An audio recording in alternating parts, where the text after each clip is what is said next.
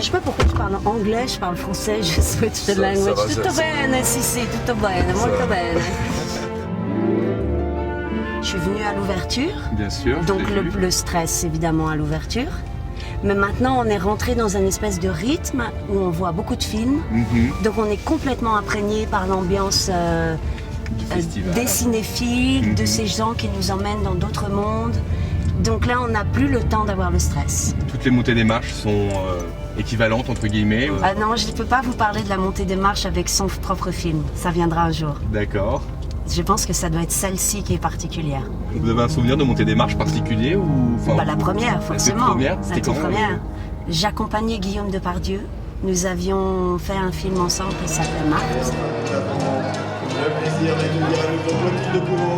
Guillaume était extrêmement nerveux. Moi, j'étais une toute jeune comédienne et je commençais dans cette famille du cinéma et je l'ai vu courir.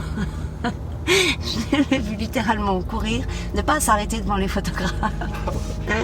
Et je me suis retrouvée sur le tapis toute seule, devant ce mur qui est à droite et à gauche, étant très mal à l'aise, parce que c'est vrai que c'est très impressionnant, ces deux murs comme ça de photographes. Et j'étais très très gauche, et je me souviens de cette première montée des marches avec beaucoup d'émotion, parce que c'était quand même quelqu'un d'extraordinaire.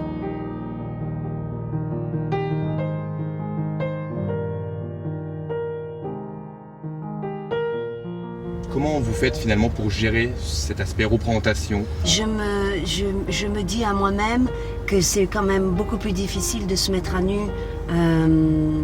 sur une pièce de théâtre où vous êtes dans des émotions, où on fait des choses quand même beaucoup plus compliquées parfois. C'est presque un autre métier, mais qu'au fur et à mesure, on apprend aussi à faire ce qu'on appelle le tapis rouge, à se présenter et à, de toute façon, finalement, avoir aussi un peu Fellini dans ma tête et me dire que tout ça n'est qu'une grande farce fellinienne dont il faut absolument profiter de chaque seconde parce que la vie, il ne faut pas trop la prendre au sérieux.